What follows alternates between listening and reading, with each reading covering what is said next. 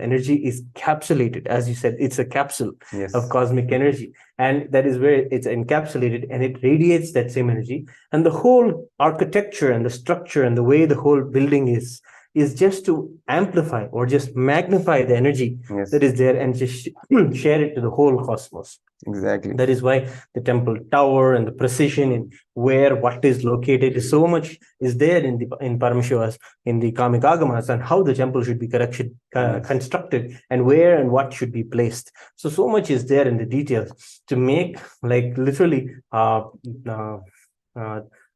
the energy of the temple is just through the temple tower magnified. And then Yes. there's the Garbhagraha, the place where the sanctum, the center of where the deity is there, how from that place the energy is made to channel itself throughout the temple, and then finally, and it is always used with the Panchabhutas, the five elements, and all of these are in the place in the temple and continuously sanctified through the subtle energies of the mantras. It's so interesting because we have seen the entire crowd, the whole especially the younger crowd, being curious and really trying to find out the answers about pyramids and all these ancient structures, what their meaning was, and the architecture, not just the architecture but the scientific precision with which they are built, right? Even if we talk about the pyramids, each and every calculation is exact to the point where they have to point towards the North Pole or the Tropic of Cancer or this or that. All the astronomical calculations are exact to, I don't know how many, 10 or 20 places of decimals, right? But we, unfortunately, the Hindus, especially the Hindu youth, they don't look in and see and explore our own heritage, our own culture, our own temples. Hindus have come to believe, because of the whole propaganda and the atrocity literature, which we were talking about yesterday, that Hindu temples are nothing more than worship centers, right? Okay, we worship in some form of the deity, the same God, and it's just we sit there and we feel peaceful and we can connect a little, pray, or that's all really is the context which the modern Hindu youth is carrying, unfortunately, about Hindu temples. Yes. But we don't really take time to explore the scientific mystery and the depth with which this temple science has been explained and given in the Vedas and Agamas, and what each and every part of the whole temple structure means, right? From the Garbha Mandir, as you said, and even the wall, the carvings, the pillars, the gopuram, the towers, right? Whatever, each and everything, and even at the top of the tower, there are those little, I don't know what they are called.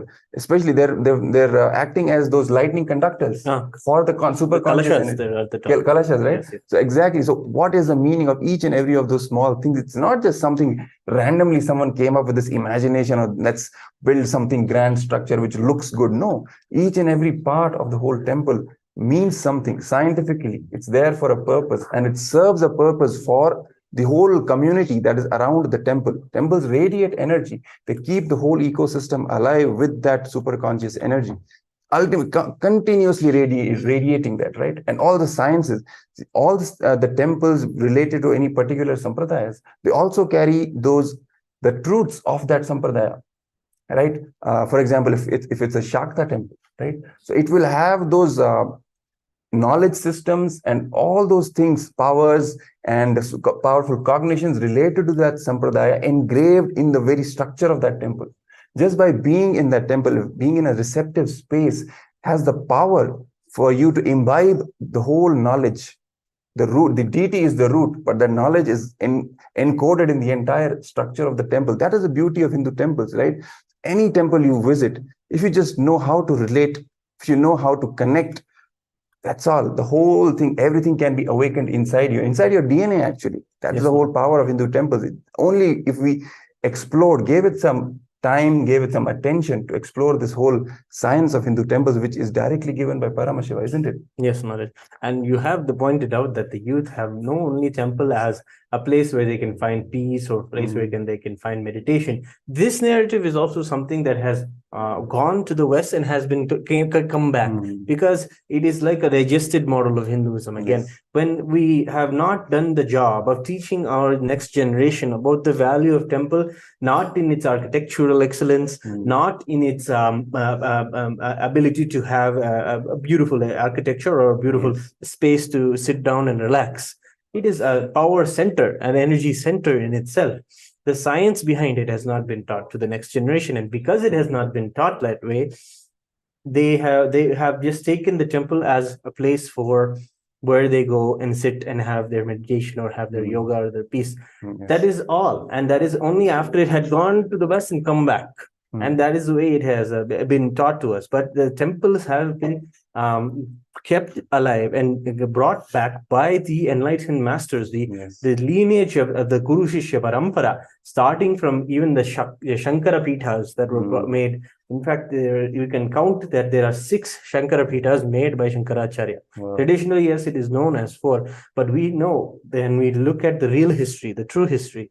You understand that 6 Pithas are there of Shankaracharya that he had established, including Madhurayadinam and including Shyamala Pita, Sarmadgi Pita, and as well as Kanchi, Kamakoti yes. Pita, and the 4 Amnayas that are there. Those 4 are there, and then that was established by the energy of Adi Shankara, incarnation of Paramashiva himself. And then in Chidambaram, the energy that was installed there by the worship done by Patanjali. The Palani temple, the Siddha named Bogar, he did the work in creating such a magnificent deity of Subramanya, who can radiate for eons together. And is a special power in that deity that does not have any other power in the world to be able to heal anybody from any problem. That's power. That's science at the highest. That is why the Supreme Pontiff of Hinduism is continuously telling us again and again that Hinduism is the higher science, and the temple is the very example of it. This is where the temple is the very fact that Hinduism is the higher science. And Idekadar in the Arunachaleshwara temple and Konganavar in the Tirupati temple. These are all the saints who had come and maintained the lineage, and their very bodies, when they have left their body becomes the very energy capsule in itself. So their bodies are there in the temple in Mahasamadhi, continuously radiating the powerful energy of the cosmic energy, continuously, and they're very much readily available also. Not through the body, but it is the same way for Arunagiri Yogeshwara, whose Mahasamadhi is there behind the Arunachaleshwara shrine in the Arunachaleshwara temple. There itself, we can see the evidence that is there in the Supreme Pontiff of Hinduism's life, where he spent 9 months with him. And that is where, in the energy of the temple itself, in the ambience of the temple, where Arunagiri Yogeshwara manifested and happened before Swamiji. And there they lived together for 9 months, where Paramashiva and literally Paramashiva and Swamiji were there together as guru and disciple, learning all the agamas. So these are all the possibilities that happen. It's a very powerful ecosystem we are talking about, Maharaj, because the Hindu temples have the power to, they're actually powerful incubators to groom incarnations to happen on planet Earth and radiate their space, radiate that state, and enrich the whole world with their knowledge, with their experience, with their super consciousness to give the breakthrough to the whole humanity. Incarnations have to happen again and again. And temples are the way to maintain those ecosystems, powerful ecosystems, which will make the incarnations happen on planet Earth. Because we need it's like a landing pad. For the plane or helicopter to land, you need a runway, you need a landing pad. And these temple ecosystems, temple-centric ecosystems are those landing pads with which the incarnations happen again and again on planet Earth. This is because of the power radiated by these temples. A time capsuling of the sciences, time capsuling of the knowledge, the energies, the super consciousness, Kundalini Shakti, anything you want to call it. It is only because of these consistently maintained and preserved across the generations for millennia and millennia altogether. It's only because of that, and with the help of Hindu gurus, Hindu incarnations who have given their whole life to preserve and protect these temples. We see about the story of Somanath temple, right? What kind of sacrifice even the temple priests had to go through, they gave just to protect the temple when it was again and again invaded by the invaders. So we see these stories happening all across the whole the land which was earlier governed by the Hindu nations, which were under the Hindu nations. What has gone? History is filled with these evidences and these stories about Hindu temples being powerful, very powerful Hindu temples being razed to the ground. And one might even ask, what is there in, you see, these are such beautiful structures. Any other culture would also want to have them. But what is it that propels anyone and makes anyone destroy them so brutally? It's only because they are protecting something very valuable, very precious for the planet Earth to keep thriving, to keep sustaining itself with the superconscious energy. Once you destroy the temple, that whole science and that whole possibility of the planet Earth radiating the science of enlightenment gets lost. Because temples are not just the energy centers, they are also the preservers of the entire Hindu culture, the Hindu knowledge system, the Hindu arts, Hindu sciences, right? The gurukuls, libraries, goshalas, the whole Hindu community, agriculture, everything was centered around the temples. Once you take the temple out of the whole picture, everything gets lost. It's like the spindle around which the whole thing is rotating, right? If you take out the spindle, nothing is left. That's why we have seen so much of attacks on Hindu temples all across the history. It's a testimony, right? For anyone who the Hindu hating gang, the Hindu Misia forces, simply they have a clear point to attack, and that's what they have done, right? That's how again and again temples have been destroyed, and that's why the whole point of the revival of the Hindu temple ecosystem, the enlightenment ecosystem, by the Supreme Pontiff of Hinduism. Again and again, he's trying to bring back our attention to the significance of the Hindu temples, to the importance of Hindu temples, to make us connect back to our roots, to connect back to even any temple we visit. We were even discussing it the earlier day, right? Once we get initiated, even when we enter into a temple, the whole thing is different. Our experience is completely at a different level because we are radiating consciousness at a different level, right? So anything you want to add to this, Maharaj? Because we have seen so much, even this latest happening in Varanasi. Yes. It is a good news, but it's also an alarming situation when we have to see that even to look back at our history, we have to take so many permissions, and we are still the slaves, isn't it? Yes. What do you think about it? Yes, unfortunately, we have in the form of a different kind of a way, something that is going to stop us from being able to have Hinduism at the freedom at which we want. And that is, in fact, the reason why also that Kailasa is a place where Hindus can have the political legitimacy to not have these kind of barriers, to look into themselves, to research their own history, to be able to know and do the correct research and all these things. Actually, it is even a big project to be able to collect all the data, all the relics or the remnants of these places, and even just have it as a way to research and find out the true history, at least to find out how it is there. Of course, fortunately, all of this, because of the internet, all of the scriptures can be preserved online, and we can have the internet can save us to have all the scriptures available. And from those scriptures, again, the whole diversity of the whole tradition can be recreated. The forest can grow again, and it is not in any way it is being an artificial kind of reforestation that many people seem to want to do. Just the original, whenever you deforest a forest, the original diversity and variety of the forest that took millions of years to make is lost, and you'll only have the diversity per acre will be only not so much as it was before the forest was cut down. So, but it is a start, it is a way, but that is not the case in the case of the Supreme Pontiff of Hinduism. The way and the speed at which he's reviving, we will be able to have the original forest. The way it is, that is the truth, that is the way that the incarnations work. It is just in the way that they manifest and the way that they magnify the possibility of the reawakening, the re-establishment of dharma happening. It is not that we have to have only less of what we had before. We'll have all of what we had before. That is the promise of what the Supreme Pontiff is giving the possibility for all Hindus, all the 2 billion Hindus around the world, giving the possibility through the only Hindu nation right now, the nation of Kailasa. And this is a point where we wanted to invite everyone to have any discussion with us, and you can join the discussion, give a comment on what you think about the Hindu history or whatever are the topics that we are discussing today. Give your comment and join our discussion and let us know your feedback. We value it so much to want to continue this discussion with you and have a deeper understanding about how others also are understanding about our Hindu history and the words and the teachings of the Supreme Pontiff of Hinduism. And if you have any questions or anything like that, give your question in the comments. Yes. In fact, Mara, we would also like to know, let's dive a little deeper into this whole temple science and what the Supreme Pontiff of Hinduism is sharing, right?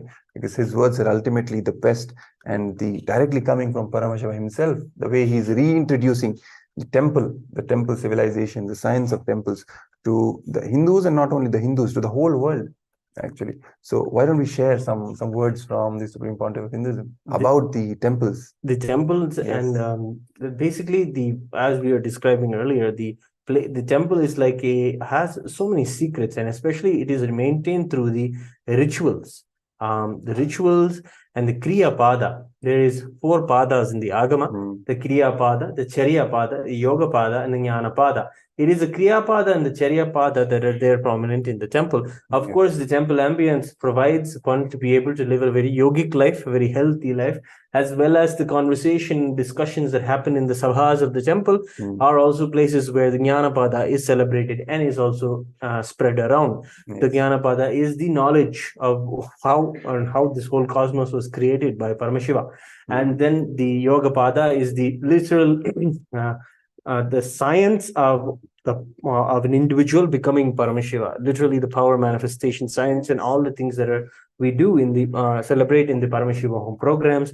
All of that is the yoga pada, and then the kriya pada is the pada of rituals of all the kriyas and the processes that are done to install a deity, to energize a deity and put the deity inside a temple. Actually, there's so much detail is there. When it comes, this is the process known as prana pratishtha, literally invoking life energy and in fact, enlightened energy into a deity. That is literally the same samskaras that are done as per the Shastras. The 16 samskaras should be done by an individual in their lifetime. And the same 16 samskaras are done to the deity before the deity is installed in the temple. The Supreme Pontiff of Hinduism describes also in the satsangs that the deity is kept in the sun for as many times. It should be exposed to the elements, to the raw elements. And when it can go through, the stone or the metal can go through all of the elements rawly, then it is refined and strong enough to be able to hold the energy that will be landing, that will be kept inside it. And and in that way, the deity will be able to, as a stone, be able to be created and manifested as an individual. It becomes a being. It becomes something that is breathing, and from that space, the energy is installed inside the deity, and the deity is kept inside the sanctum of the some temple.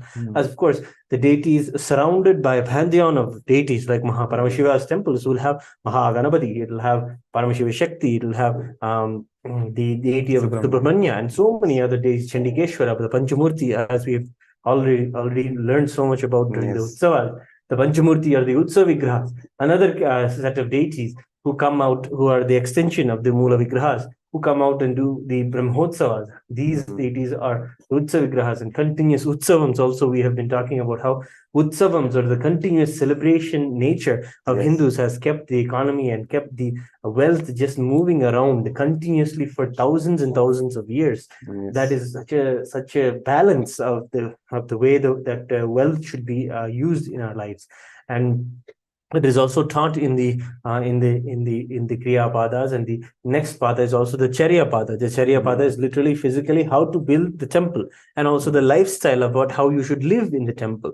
And then the temple, how it should be constructed, which room should be there. All of these details are there inside the Kamik Agamas and the other 28 Agamas of Paramashiva. These 28 Agamas are divided into these 4 padam, and each agama has one of these 4 or all of these 4 padas. And then we from there we can learn so much. And fortunately, that Kamik Agama and all of these scriptures are available to us. We can take all of these science and literally sow the seeds again and recreate a temple, recreate the whole civilization. It's all possible. It just requires, in fact, it might be a very overwhelming thing, but in fact, it doesn't require anything but the particular people who come from those specific gotras. If a person wants to construct a temple, they come from the gotras of the Vishwakarma gotras. Those gotras, you have it just in their DNA. It is in their very blood to be able to create and do and create temples and create these kind of infrastructures that create security for temples in today's world and in a physical way as well. So that is one of the gotras, and then there are the other gotras who have the power manifestation in science inside of them, and literally through the power manifestation and the yogic powers, they can create a temple. They can literally manifest and create a temple ambience in itself. And before the whole thing, the Supreme Pontiff of Hinduism has recently told that we should take the time now to build our Hindu history. And it is a very good thing to see that we have now the permission to be able to investigate into a question about our own Hindu history, about a Shivlinga that is there inside the remnants of the Jnanvapi mosque that is there in Varanasi city. Basically, even if we talk about Varanasi, right, we were talking about the temple-based civilization, how each and every aspect of the life it covers, and it radiates the best in all the dimensions. It gives the economic push also to the society, and we see it, right? The whole city of Kashi, entire community is just surrounding that temple. Yes. It's not even Ganga, the river Ganga, because Ganga flows all the way from the Himalayas till the Bay of Bengal, right? But why only that place? It's only because of Kashi Vishwanath is established there. Even the Supreme Pontiff of Hinduism shared once the story that the Ganga itself turns around against its course to flow towards the city of Varanasi, and then turns again back to its same course and continues flowing. Just that turning itself, just to offer her respect and devotion to the feet of Paramashiva, who's staying there in Varanasi as Kashi Vishwanath, who's ruling the entire cosmos from there. So that is the history we are talking about, and so much of depth. Even when we talk about Kashi, it's the whole. It's all about the whole deepest secrets of life and death, both, right? When we talk about the ecosystem which was established in the city of Kashi, in the city of Varanasi, what all secrets, what all history, Hindu history is encoded in the temple, in the remains of the temple, even in the whole community surrounding that temple. Each and every part of that city radiates with that Hindu history. So many things we hear. We even hear stories like there are several layers to that city. What we are seeing is only the most modern, the latest. There are several layers hidden underneath the city. So many things we have heard. It just needs to be explored. What all great things and grandeur is hidden within these powerful ecosystems. I think it is said some 7 layers also. Maybe there may be more, but I think that's so many layers of city of just making.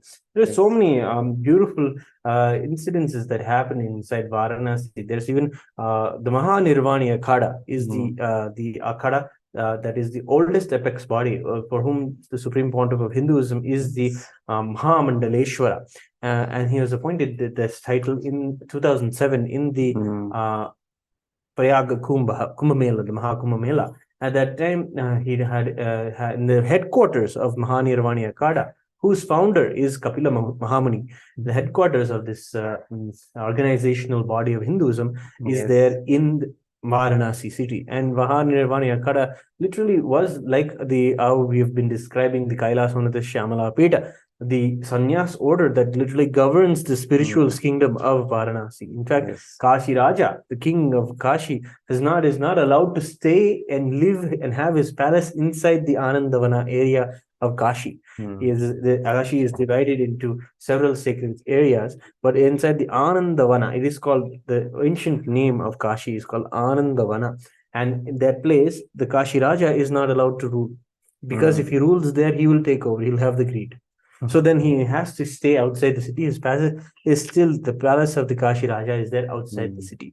And the Kashi city itself is ruled by Paramashiva himself. And that is maintained and as the sanctity, and that is maintained by the Mahanirvani Akhada. The original blueprints of how the Kashi Vishwanath temple was before it was actually destroyed by the invaders. It is already there, and it was created by the Hindu university there, and they established it near Varanasi, and those blueprints are there. the Mahanirvana Akada had kept those blueprints Hmm. from the time of the origin, from the time immemorial. They kept the original blueprints of Wow. the original Kashi Vishwanath temple. They kept it on a goat skin, and on that goat skin they had inscribed it, and from that they had made it into a temple. Wow. Behind the temple again is there the replica of the original Kashi Vishwanath temple. It's a very grand temple. Yes. And the important thing to also to tell, Maharaj, is that it was completely golden temple. Wow. It was a golden temple. It was completely gold colored. Thick gold sheet was used to build that temple. And that was the temple of Kashi Vishwanatha, and that is how it was, and that is how people celebrate it.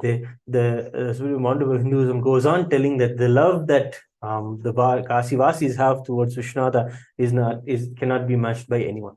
It is such a beautiful way they cherish their Lord Paramashiva himself, Vishwanatha. In fact, it was the first human civilization which Paramashiva established on the planet Earth. That's how the whole human civilization, in his own words, as Kalabhairava, he revealed in one of the Akashic records by the Supreme, in the form of the Supreme Pontiff of Hinduism himself, when he revealed that Kashi is the first human settlement created by Paramashiva himself.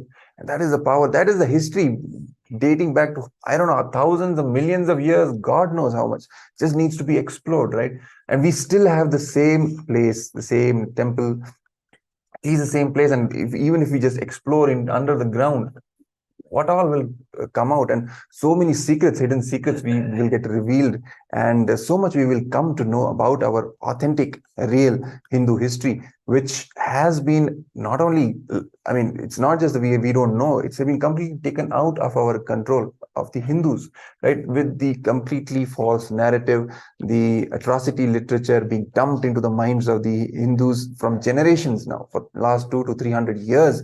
So much of atrocity material is being created about Hinduism, degrading, demeaning Hinduism, Hindu tradition, Hindu religion, and all the aspects of Hindu identity. Each and everything has been denigrated in this atrocity literature. And that's what we all the Hindu youth are growing up hearing, listening, even practicing unconsciously. So many, in fact, each and every dimension of our life, if we look carefully, has been diluted and polluted with these false ideas about Hinduism, right? And that's why we need a complete revival, an authentic, unadulterated revival of Sanatana Hindu Dharma on planet Earth, and digging all this, our great history, and probing into it, authenticating it, and with proper data, with proper statistics, archaeological evidence, astronomical evidence, literary evidence, each and every aspect of the whole, whatever scientific fields we have with us, the best technology, legitimizing the whole Hindu history,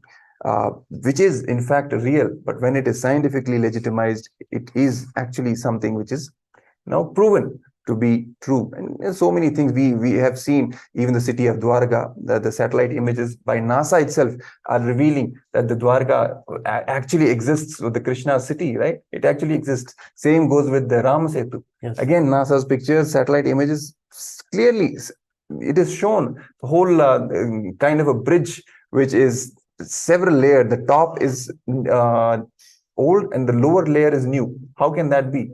Unless that the lower layer came back later, and earlier there was nothing. It was a bridge on top of the water. Those the rocks were actually floating. So that's why we see, for us Hindus, we are so brainwashed into believing that no, so-called Western definition of science and everything, that we don't just accept and celebrate our Puranic history, the history of given in the Itihasas as it is. We ourselves are made to believe that we need proof, so-called scientific evidence and proof. All right, it is there. Just let's explore. Let's start the exploration, as has happened in the yesterday's news, right? Of course, because the truth is truth and it will remain the truth. Science, if you need the backing, let's get the backing. What is the thing in that? So that's why so much of grandeur about the Hindu history is hidden in the Hindu temples, even the architecture, right? If you look at the famous temples, the beautiful, most beautiful temples like Brihadishwara temple, Tanjavur, right? So much, see, there is just wonder. That's all the word that comes to my mind is wonder. How did they build those structures? How did they build? Actually, there's a fact there about the Brihadishwara temple that they just today came across, that the Supreme Pontiff of Hinduism has told us, that the Brihadishwara temple Vimanam is for 700 years, in history, for 700 years continuously, it was the tallest building in the world. Tallest building. Yes, for 700 years, of course, until about 100 or so years ago, the Brihadishwara temple tower was the tallest building in the world. And that was the architectural capabilities, power manifestation capabilities of our Hindu civilization. Yes. And unfortunately, there's so much. And of course, also the Brihadishwara temple was gold coated with thick gold sheet, and there's evidences there. We have done the I don't think any temple was without gold, Maharaj. No, it is the original, the way that the Supreme Pontiff of Hinduism is reviving Kailasa, telling us that we have gold is the real part of our life. We had gold everywhere, and telling us that the possibilities is there to build a gold temple today. And that's the way that the original temples were, as you just said. And there are holes in the temple wall that show proof that it was there only that the gold sheet was latched and bolted into the temple stone. But unfortunately, so much of invasion and so much of work has been done to just destroy and loot away all of this gold and wealth.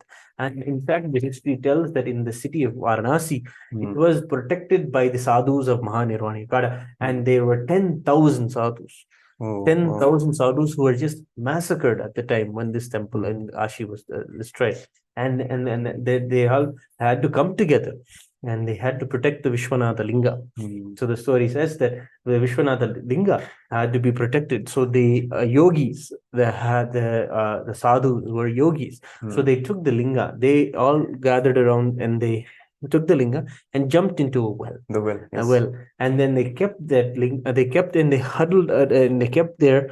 They went into Samadhi. And in that Samadhi state, they are just one in oneness with the whole environment around them. So their bodies didn't die. So they're in such an encapsulated environment that these 4 or 5 sadhus held the linga together. And after some, I think it was after some decade or so, there were a few years after everything settled down, they went into the well and found that the linga is there. And in this way, they have done so many countless stories of there of how when the invaders came, how the sadhus and the people who did so much to protect the main deity, because that is the most sacred thing. And when those sciences are lost, when the main deity is medical destroyed, it is just such a bad and negative thing that nobody wants to allow happen. They're ready to sacrifice their life. Actually, Maharaj, I think it's still there, hidden somewhere. People know. Those who have to know, those who need to know, they know. In fact, we are so curious. I am so curious about it, because even this present Shivalinga, which was found inside a well in the same premises. Naturally, it evokes that curiosity, right? Is it the same? Is it the Kashi Vishwanath original linga? Is it something else? So if it's not, then where is the actual linga? It's the whole questioning. And as a Hindu, I want to know. I have the right to know. It's my own history.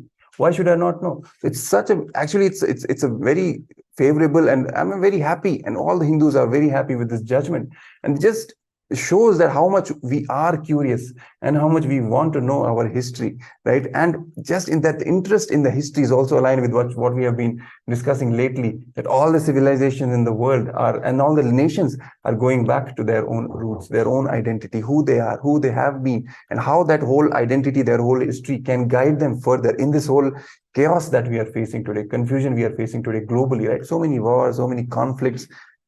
Literally, we don't really have a proper solution to the problems we are facing. So going back to that identity, if we as Hindus go back to our own roots, our own identity, we have nothing less than gold again. Literally, and in terms of the whole knowledge and the solutions to all the problems as well, right? Even these temples, just probing into these temples, exploring them, will give us so much of insight about our true history, the true Hindu identity, which is based on powerfulness, which is based on super consciousness, the highest science given in the Vedas and Agamas, the cosmic science revealed by Paramashiva himself.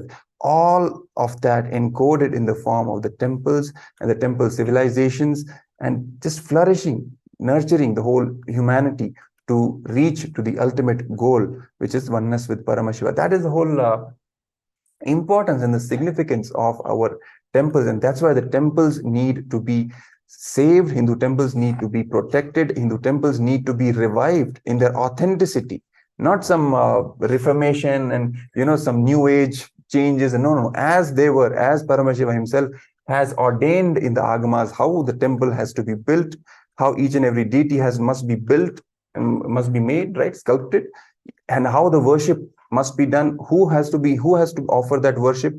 There cannot be any changes in the original dictum which has been given by Paramashiva himself. Unfortunately, many of us Hindus also come up with these false narratives and agree with these false narratives that Hinduism needs some reformation and it's an old system and something changes, change is the only constant, and because of that Hinduism must also go through reformation. It is not, absolutely not true, because Hinduism is originally the best. It is the most authentic and the best system, social system, political system, spiritual system out there on the planet Earth. And when it comes to even temples, maintaining and reviving the authenticity as it is the only solution for every problem, individual problem, societal problem, anything. Yes, right. I want to give a shout out and a thank you to Lakshmi Ma Nityakalparukshananda, Yes. who has offered the Divine Lotus Feet of the Supreme Pontiff of Hinduism through the YouTube super chat, the $5.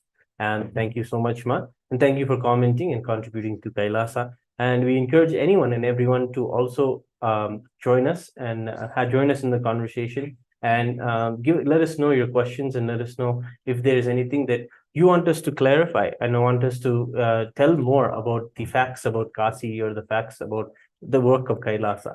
So let us know in the comments. And if there's any of what you want to know about the next step that we want to take after coming to Kailasa, after becoming, if you want, you should become an e-citizen. You can scan the QR code and become an e-citizen and know all of the perks and all of the beautiful things that you get to be a part of learning and be a part of really empowering yourself about Hinduism. And contributing as well, yes, right, in this whole revival. Yeah, the whole revival, yes. And there is the donation QR code to contribute to the whole revival of Kailasa. Is a grand work, and it requires the Lakshmi, and we need to have this support, and we can you can scan the QR code, and there's the other one for the Paramashiva home programs, and there also you can learn the base knowledge to empower yourself with experiential understanding, and know from your depths how and what is Hinduism. From the divine grace and presence of the Supreme Pontiff of Hinduism. It is in his very presence that these programs happen. It is with his grace and his divine initiation that we actually have we are able to manifest powers and do so much of contribution to Hinduism as Kailasa already. But there's so much more to do, and all Hindus and all those who are aspiring to be Hindus, or all those who are just visiting Hinduism, just are celebrating Hinduism through online and understand the through Hindu culture or the cultures of the Hindu nations, you can also join the Mahaparamishivam program and empower yourself with so much of knowledge and so much of truth that is there inside the Hindu religion given by the Supreme Pontiff. Yes, exactly. It's an opportunity for all of you to become part of this whole grand revival, and start with first enriching yourself and coming back and aligning to your own roots, the powerful cognitions given in Sanatana Hindu Dharma, which are being revived by the Supreme Pontiff of Hinduism, Bhagavan Nityananda Paramashivam. And through the Paramashivam Level 1 program, which is absolutely free, you can get the best experience, the entry into this whole the grandness of Sanatana Hindu Dharma, and the grandness of you as well, right? Who you really are, the perfect introduction, the most powerful introduction given to you by your own creator, right? So that's what you will get, and the whole experience of Paramashivam completion with all your pain patterns and how to live in an unclutched way and radiating the best things in life in all the dimensions, how to manifest wealth, how to manifest perfect health, good relationships, fulfilling relationships, each and every aspect of the life. You will get perfect insight into, and will learn with the initiation, the power of the Supreme Pontiff of Hinduism's initiation. You will be able to manifest anything in life. So that's how you will start. And then once you are established and grounded in this powerfulness of Hindu identity, you are most welcome to enrich yourself, your relatives, the ones you care for, and the entire world with the best gifts of Hinduism and the message of the Supreme Pontiff of Hinduism, Bhagavan Nityananda Paramashivam. For that, please scan the QR codes, whatever you wish to be a part of Paramashivam program, Paramashivam program, become an e-citizen of Kailasa, or donate in whatever capacity you want to share your time, treasure, or talent in the service of this greatest mission of revival of Sanatana Hindu Dharma on planet Earth. We welcome you to be a part of this great happening. Yes. So that's all for today. Yes, Maharaj. Thank you for the discussion and welcoming everyone back to join us on this discussion every day evening at 11 p.m. Indian Standard Time. Thank you so much. Yes, and we also invite you to share your ideas. What do you want to know about? Which aspect of Hinduism you want us to talk about? And what do you which aspect of Hinduism inspires you the most? You like the most, and what you want to celebrate the most? Anything, any kind of discussion, whether you have some doubts about it, or some conflicts about what is right, what is wrong in that aspect of Hinduism, or what you want to know how the Supreme Pontiff of Hinduism, the truths that he shares about Vedas and Agamas and any aspect of Hinduism, anything you have a question about, have a doubts about, we invite you to put all of that in the comments section. We would love to respond back, and we would consider each and every of your comment with full sincerity. Yes. So with this, we are coming to the completion of our segment in today's show. And the next is the most awaited segment, which is the darshan and the direct words, the revelations from the Supreme Pontiff of Hinduism, Bhagavan Nityananda Paramashivam, as the Nitya Satsang, the daily Nitya Satsang.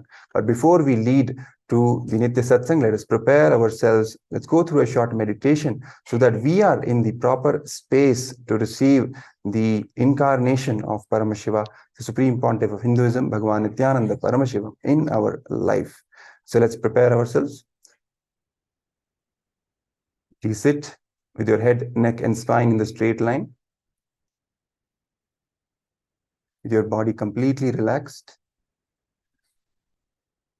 from head to toe, releasing all the tensions, all the stress that you are carrying.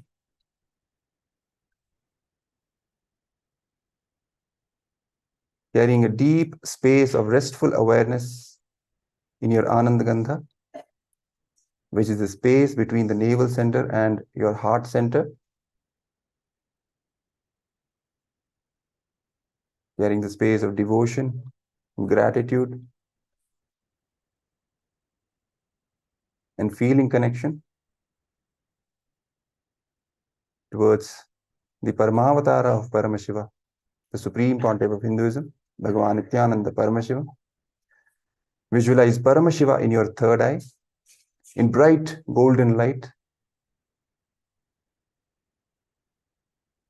Visualize as you close your eyes.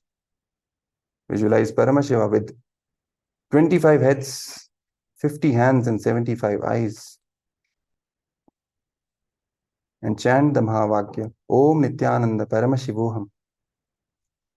Let the Mahavakya reverberate in your entire being as we get ready to receive the Supreme Pontiff of Hinduism, Bhagavan Nityananda Paramashivam.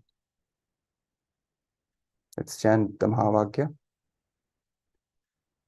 Om Nityananda Paramashivoham. Om Nityananda Paramashivoham. Om Nityananda Paramashivoham.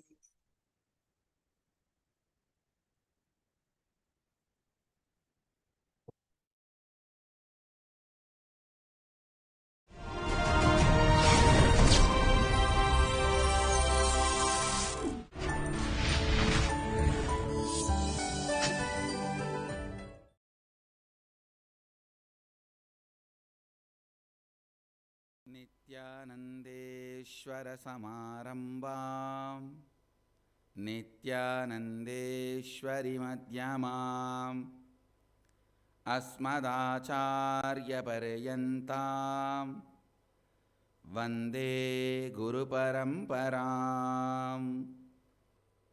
I welcome all of you with my love and respects. It's so nice to be here in Varanasi.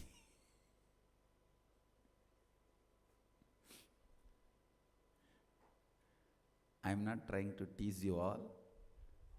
I'm just reminding, when I am here, what are you doing there? Varanasi, Anandavana, the place of Annapurani. Only yesterday I realized the power of Annapurani's energy field. Please understand, it's not only she gives food, the moment you enter this space, your metabolism just goes up. That is the power of the Annapurna's energy field. Just yesterday night I discovered it. Why I feel so blissful. See, the bliss of enlightenment is always there. Why I feel so blissful when I enter Varanasi? I was just looking. Why I feel so healthy the moment I enter the energy field of Varanasi? Because the metabolism goes so high. Literally the body is digesting the air itself. The very air is digested by the body. Body is enjoying the very breath or the energy field of this Anandavana, Varanasi. This place is an ecstasy for people who seek the higher purpose of life. See, the highest purpose is enlightenment, no doubt. But even if somebody is seeking little higher than what they are seeking, even if they are seeking for health,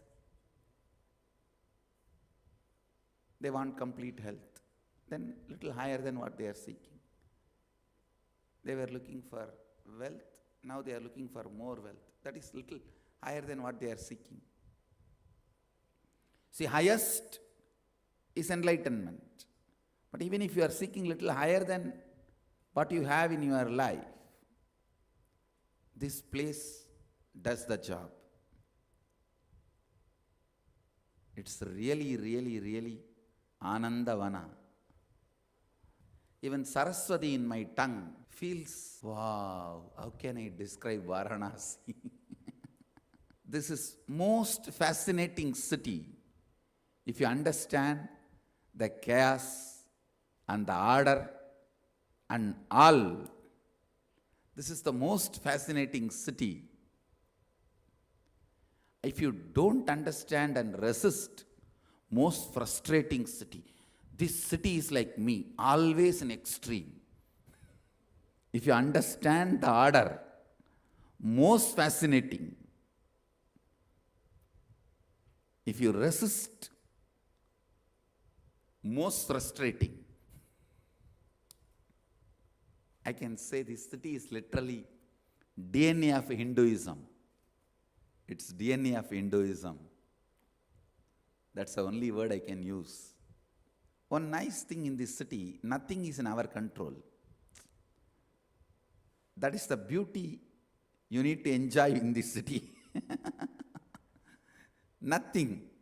Not only weather or temperature, those natural things related to nature, even most common things like you want to go somewhere, or you have your plans to do something, nothing is in your control. You can never be an organized person in Varanasi. You have to taste the flow of life in Varanasi. Everything will be there. Suddenly nothing will be there. Nothing will be there. Suddenly everything will be there. If you don't understand what I am saying, wait, in next few days you will understand. This is really, literally controlled by Mahadeva, the place where he dances, celebrates his own existence, and what not. Land of Vishwanatha, protected by, maintained by Kalabhairava, fed, nourished, enriched by Mata Annapurani. Please understand, all of them are not just some dry principle as described by Vedantis. No. When it comes to Hindu gods and goddesses, I am a simple, straightforward, agamic devotee. I am not a Vedanti. When I say Annapurani, Kalabhairava, see, when I say Annapurani, Kalabhairava, Vishwanatha, please understand, they are literally living here and responding in the very physical plane, like how you can talk to your friends or neighbor, relatives, to me and receive response. In that very plane, all of them exist in Varanasi. I am not talking about their deity in the temple.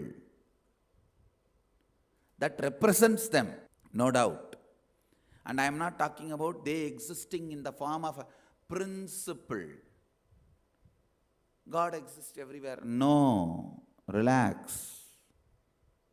I am not a dry Vedanti. Please understand, I am talking straightforward, direct form. They exist. Where you can talk to them, relate with them. See, yesterday, the moment I landed in Varanasi, first thing I did, went and had darshan of Kalabhairava, gave attendance. I am here, bless me, everything should go well. Understand? Varanasi is literally the place where gods make themselves available to everyone, anyone who comes here to relate with them, talk to them, receive blessings, or offer gratitude, whatever may be the purpose. When you are here, when you relate with them, they make themselves available to you physically. And I tell you, I am not giving you false promise. I am talking on a national channel. Please understand, I am talking in a national channel, the nation where only Hindus are targeted, only Hindu gurus are put to the highest possible scrutiny, not to be accepted, but to be rejected. I am talking in that country, in that country's national channel. So I am talking responsibly. Understand, Varanasi is a place where these great gods, goddesses are physically making themselves available. Physically, literally making themselves available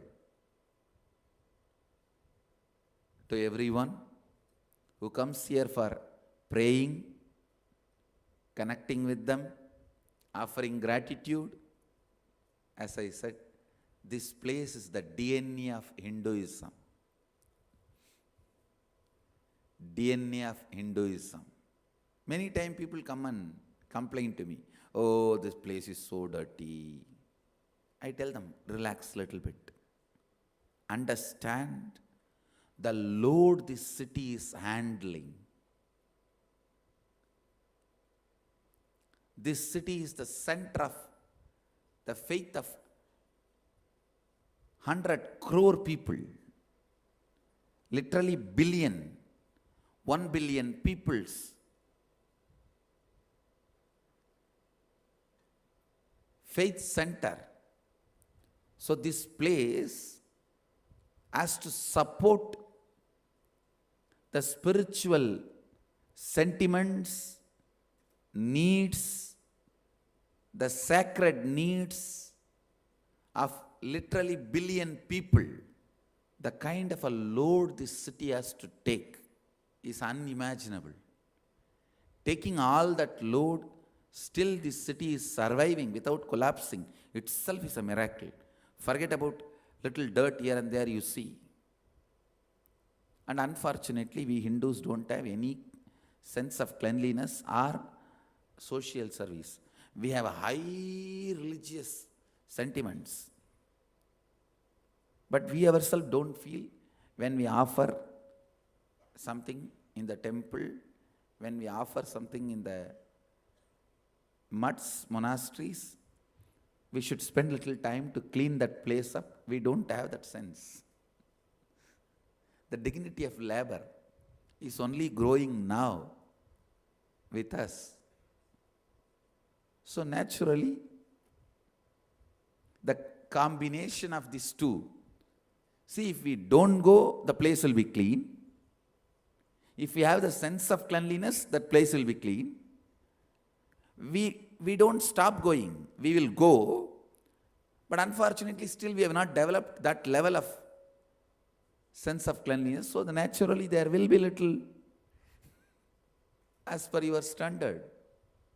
It is like your backyard is used only once in a while for a small parties. So you can keep it clean.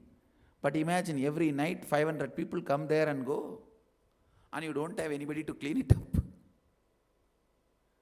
This place, hundreds and thousands of people walk in every day to offer prayers, worship, sacred sentiment. The load this city is handling, still this city is surviving itself is a miracle. So do not complain about cleanliness or anything. This city need to be celebrated. Ramakrishna says, I don't see this city built out of stone, mud, wood, mortar and all that. I see this city is completely built out of gold, golden city. I tell you, I was contemplating why Ramakrishna told this city is a golden city, and basically he doesn't like gold. That is a important thing you need to know. He can't touch gold. He's not like me, nicely wearing gold, and he's not like that kind of a person. I was meditating one day about this. Why Ramakrishna said, actually I was in the boat in the Ganga, and I was looking at the Kashi. Kashi itself is considered as a god here, Kashika Devi. I was thinking why Ramakrishna made this remark. I suddenly saw clearly, it is built out of so much of sacred sentiments of billions of devotees, lakhs of sannyasis, millions of seekers, all their sacred sentiment, all their deep devotion, all their yearning for higher purpose, highest purpose. all these sentiments were the foundation for this city to be built. Nothing else. So this most sacred city, the most sacred place, built with so much of sacred sentiments, so much of sacredness, that sacred sentiments only Ramakrishna describes as golden city. Varanasi means the place between eyebrows and the nose, third eye. Understand? The very word Varanasi means third eye. And the very inhaling, exhaling action in Varanasi, this very air of Ganga Mata, the breathing space of Ganga Mata, means the air which travels on the Ganga, even inhaling and exhaling that very air, subtly massages third eye and awakens it. Understand? The very air of the Ganga in Varanasi, going in and coming out, massages your third eye and awakens it. This land, even the great personalities like Vyasa, Shankara, even they are not able to sing the glory of Anandavana. Where am I? I may not be able to sing the glory, but I will continue to try. Among the gods, Mahadeva. Among the Kshetras, Varanasi. Among the mantras, Pranava. Among the books, Upanishads. You can't even compare. See, if there is something to compare, you can compare and describe. This city has a unique lifestyle. Even the people, please understand, in this city people see 10,000 sadhus every day. They would have seen all great big Mahatmas. They don't have to go anywhere. If they just sit in their gully, in their pawn shop or chai shop, or just outside their house, in their veranda, they will see all the great Mahatmas of the world. Any Mahatma exists on the planet Earth, they will see them in their, outside their house, in the street. But still, yesterday while I am walking, I am seeing the whole gully standing up and doing namaskar. I was thinking, if you see Mahatmas, sadhus, gurus every day in and day out, Babas, sadhus, gurus, and of course Hinduism has tons of them. Literally, I think, per 100% we have one temple, and for 100%, per 1,000% we have one guru in Hinduism. If we do the statistics, it may be even less.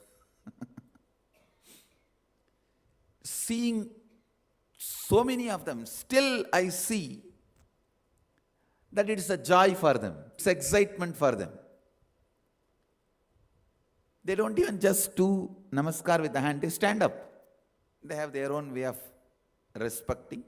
Somebody will tell Har Har Mahadev, somebody will tell Mahadev, somebody will tell Annapurni ki jai, somebody will tell Vishwanath, Polo Vishwanath, somebody will tell Bole Baba, whatever.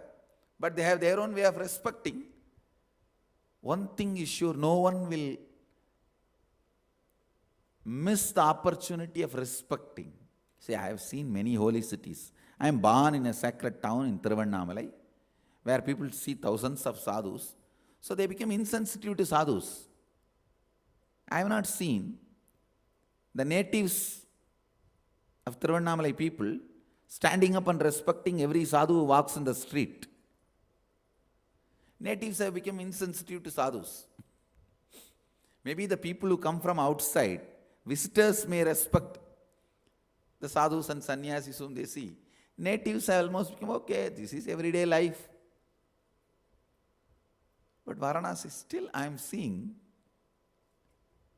Varanasi, they must be seeing the Mahatmas, sadhus, at least 100 times more than Tiruvannamalai. But still it is a joy, excitement. I tell you, this city is literally the DNA of Hinduism, the Hindu tradition, the lifestyle, the gullies, the temples, the people, everything, everything. Varanasi has its own culture. I can say Varanasi is its own religion. The way of food, clothes, building, shelter, art, dance, music, handicrafts, everything. Varanasi has its own religion by its uniqueness. Any quality you attribute it to Varanasi, you can attribute that quality to Hinduism. Any quality you see in Hinduism, you can attribute that to Varanasi. The qualities of Hinduism, worshipping everything as God. I tell you, in Varanasi, not only everything is worshipped as God, nothing else exists other than God. There are many religions which say one God. But Varanasi, only God. See, actually, one God is a stupid theory. Only God is the reality. It is. And ability to bear all the invasions, attacks, and stand back. If it's a quality of Hinduism, you can attribute that to Varanasi. Varanasi has seen equal number of invaders. The number of visitors, devotees, sannyasis, it sees the same number of invaders it has seen. But still, it stands. It stands. Actually, whoever invades Varanasi, they just fall in love with Varanasi. Varanasi invades into them with its subtle power. They come with a hard power to invade Varanasi, with the army, all that. But Varanasi's subtle power invades them, and they go back carrying Varanasi inside them.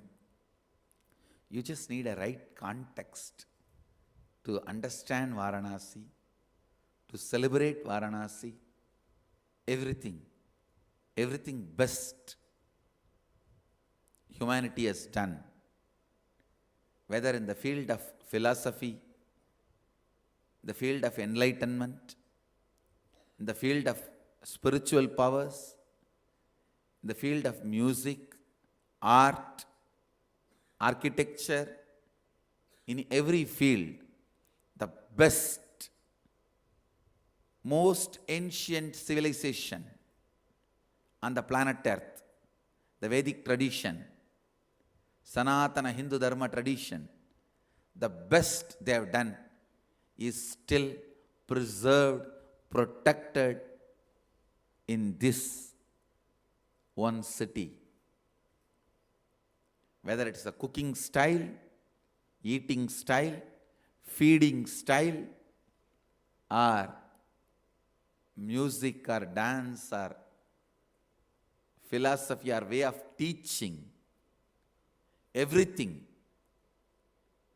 the best we invented, discovered, developed in our tradition by our research and development, everything is still preserved in this one city in its lifestyle. I don't know how you all feel when I talk about Varanasi, but I am enjoying. That is why I am not able to stop talking about it. I am enjoying it so much. That is why every time I come to Varanasi, at least 1 or 2 days satsang, I won't be able to talk anything else. I know I am supposed to talk on Kathopanishad. But the moment I enter, I am so full of Varanasi. Not only I am devotee of Vishwanatha and Annapurani, I have become a great fan of Varanasi. And everything exists in Varanasi. The way the life is lived, the way death is faced, the way everything is lived. Please understand, when you are driving around in this city, any vehicle on which if you see the shining cloth is tied on a suitcase or luggage, please understand it is not suitcase or luggage, it's a dead body. If the shining color cloth is covered on that luggage end to end completely, understand, it's a dead body. You will see them on auto or taxi or car which is driving next to you. At the most you will hear Ram Nam Satya Hai from those people who are taking the body, who are sitting inside the vehicle. And I have seen, sometimes they nicely offload the body next to a chai shop and all four of them will be standing and sipping a chai. It's not that they disrespect the person who is dead and they must be direct father, mother or close relative. Then when they take the body again they chant only one thing, Ram Nam Satya Hai. Per day almost 300 bodies are burnt, minimum. Sometimes it goes up to even 600 in Manikarnika Ghat. But I have not seen a single person crying in that Manikarnika Ghat. See, I went and sat in Manikarnika Ghat hundreds of days. I have spent time there. So many people bring their bodies, their relatives, near and dear ones' bodies. Once I have seen one bull was dragging the body and bringing it to Manikarnika. Just all alone, one bull, the owner's body. I don't know who tied all the clothes properly, but he was bringing. I have seen with my own eyes. Then the people working in the cremation ground, they just offloaded the body and they did the rituals. Not even once I was able to see any one relative crying. It's not that people don't love their near and dear ones here, but they know death here means liberation. Death here means liberation. So strong. It is no more a faith. Please understand. When there is a doubt, 50%, then it can be called as faith. When there is 20% doubt, you can call it as a blind faith. When there is 10% doubt, you can call it as a perception. When there is no place for doubt, it's reality. In Varanasi, the idea, death here is liberation, is a reality. Not even 1% doubt. I've seen the way people hold Varanasi in their inner space. If some place can generate such an amazing inner space. It's reality. Please understand, it's reality. How in Hollywood movies, just the perception, they try to make it look like almost reality. And for the 3-4 hours, you literally believe it's a reality. Even though after that you know, no, it was created perception. How they make it look like almost reality. So each country has its own way of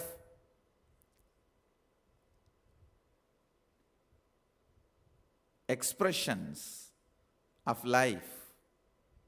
Here, it is really, really real. The liberation is a reality. Death here means liberation. That's a reality. It is not just belief, blind belief. Death here means liberation. It's a reality. See, man has many different expressions, like his imagination. The America's imagination is Hollywood. And same way, the kick of playing with probability, that is Las Vegas. Even playing with the probability gives certain kick. After operating that slot machine, waiting for the number to settle, those few seconds kick. That is what makes people addicted to gambling. So the kick of playing with the probability is Las Vegas. The expression of their imaginations is Hollywood. But for Sanatana Hindu Dharma, Varanasi is everything. Our expression of imagination, our kick of playing with probability and what not, and beyond all this. Even imagination is too small word. It's beyond all this. It has gone to the extreme of that sacred sentiments and experience. It is just a reality. It is just a reality. This city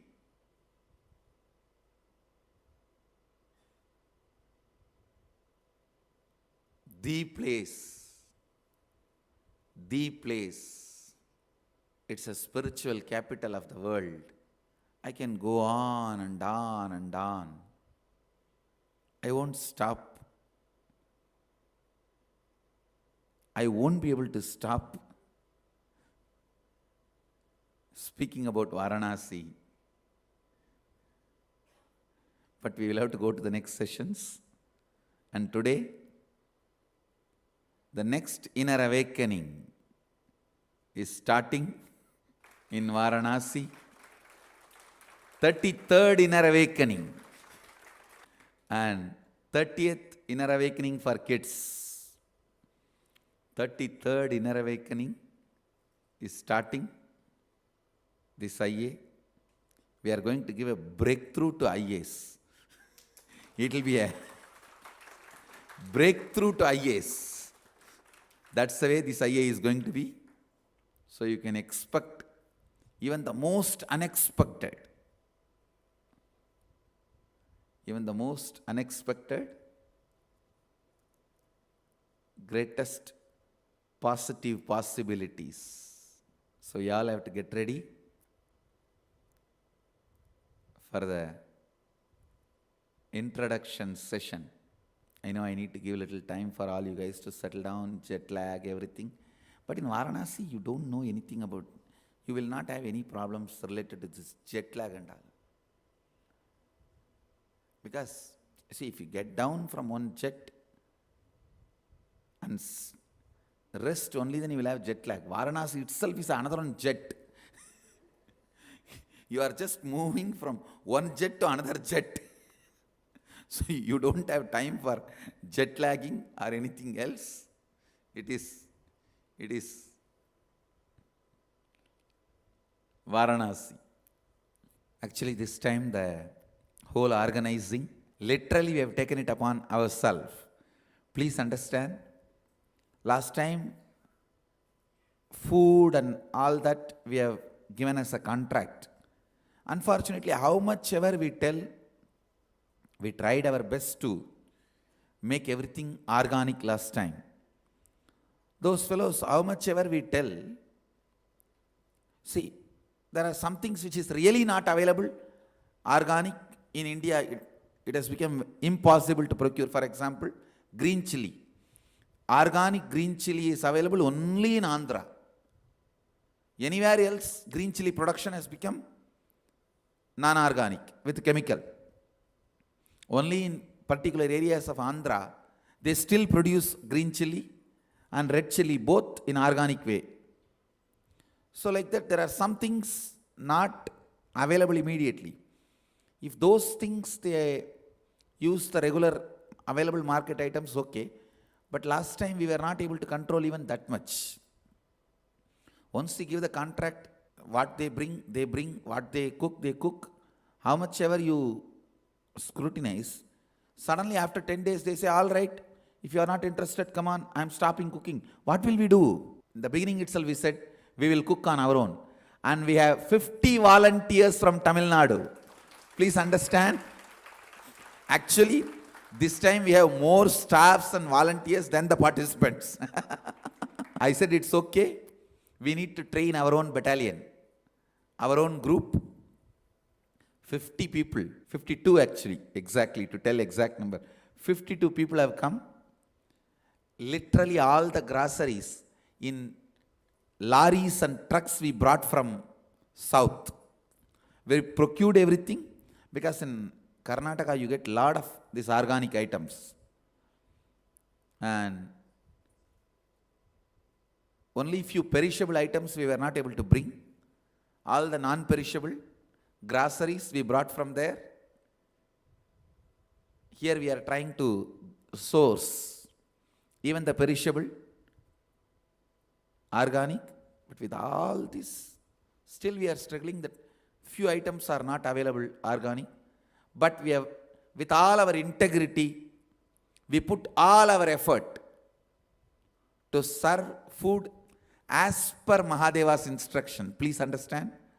Mahadeva has written a beautiful cookbook called Bhagashastra. It's attributed to Mahadeva. I feel the book is so beautiful. Anybody who has written is already in the space of Mahadeva. So we can very boldly, courageously we can say it is written by Mahadeva. Nothing need to be doubted. The book describes beautifully about the cooking vessel, the way of cooking, the temperature need to be maintained for each item to be cooked, and around, I think, 200 items Mahadeva himself has described in a book called Bhagashastra, which was at least, the book must be 20 to 30,000 years old, because the way things are described, the way things available, it's so beautiful. We are, with all our integrity, we have put our 100% effort to serve you guys this time as per the Bhagashastra.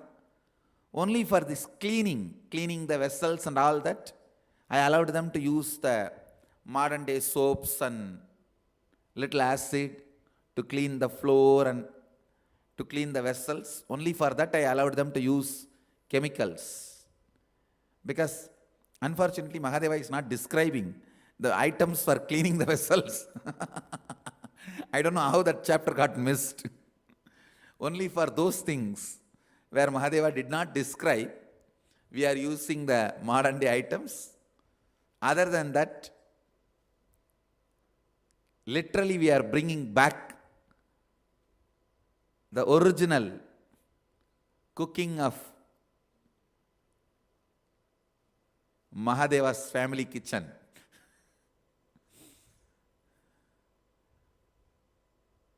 So enjoy. It's full of good things from Ayurveda.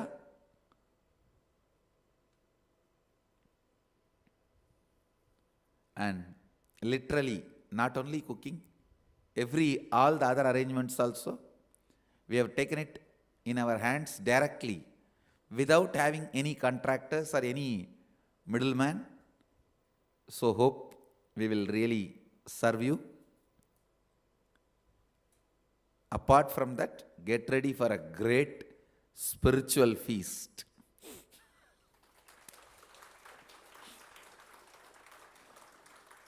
It's going to be an extraordinary spiritual feast.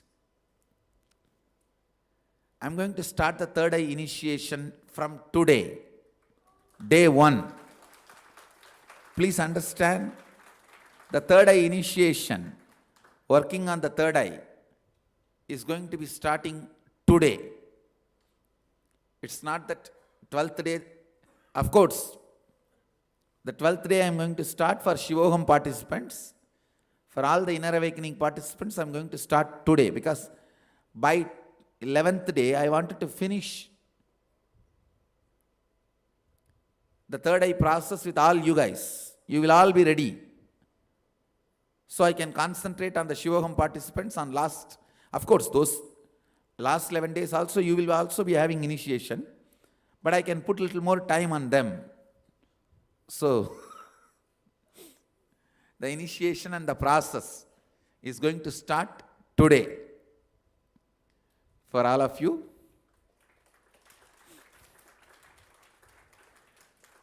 I really, really want to make sure that everyone, 100%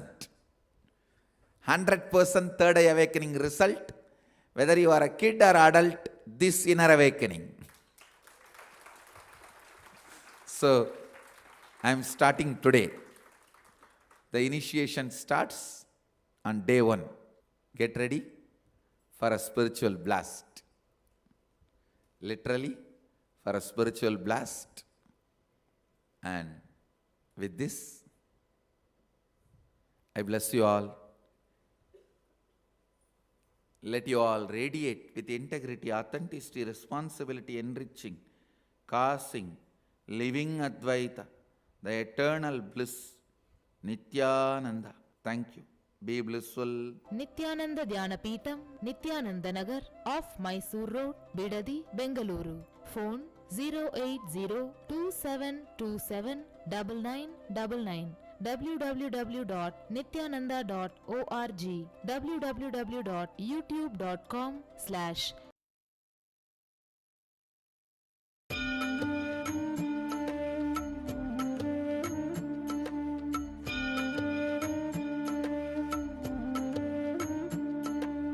ஜென்ம ஜென்மமாய் செய்த தவமோ உற்ற நண்பனாய் நித்யான